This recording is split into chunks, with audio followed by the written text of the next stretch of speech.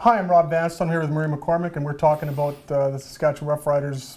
Their 30-26 loss to the Winnipeg Blue Bombers almost seems trivial if a season-opening loss can be referred to as such, given the news about Darian Durant loss for the season with a ruptured Achilles tendon.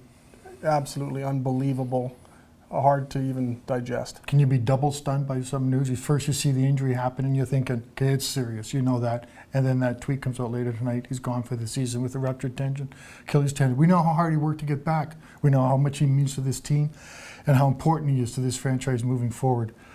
You know, you got to wish the best for the guy because you know he's going to work as hard as he can get back, but guess what? The game goes on and gets Kevin Glenn's team, and what a signing that turns out to be. I thought it was a huge one. It's even more significant today. I feel bad. He's a close personal friend of mine, and I feel bad that we have to lose him for another year because I know he was really looking forward to this year, and it's unfortunate that it happened in the first game. There was a football game played. Rob, what did you think of what happened there at Mosaic Stadium tonight?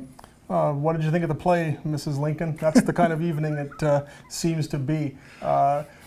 Overshadowed by the Darian Durant injury, the offense couldn't finish a drive at the late in the fourth quarter. They were 2nd and 10. It called for a draw play, 7 yards, had to punt with 2.5 minutes left, never got the ball back because the defense just couldn't stop the Bombers. They couldn't stop the passing game. Drew Woolley was 22 for 25, and they couldn't stop the running game. And there's really nothing else left to stop. In fairness to the defense, they were missing Shea Emery, who got hurt.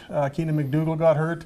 Marche Green got hurt. I mean, there's a long list of injuries beside the injury to Darian Durant. Obviously, that's the biggie. But the state of this football team, having lost the season opener after trying to rebuild the defense and now trying to do that without their starting quarterback, what a gargantuan task they now face. It's always a blow to see that caliber player go down. You know, it's happened across the league, but it's always a blow. You know, Darren's a team leader. You know, we brought Kevin in more so for presence, not performance. But, you know, at this point now it's performance. You know, so, you know, we learned from that lesson there. But nobody ever wants to see Darian Durant hurt. I don't want to see any one of those guys hurt. One thing we know, the season goes on. The football business doesn't stop. The Riders got the Argos here on Sunday. Big game, obviously going to be a big game. Going to be a totally revamped roster. I don't think they planned on doing this.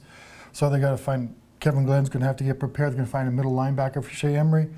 Nick Dembski is promising slot back. He'll look pretty good. Keenan McDougall, Tyrone Brackenridge, Weston Dressler. It's going to be a pretty interesting week from a negative standpoint in Riderville, and it's going to be interesting to see how they come back from this night.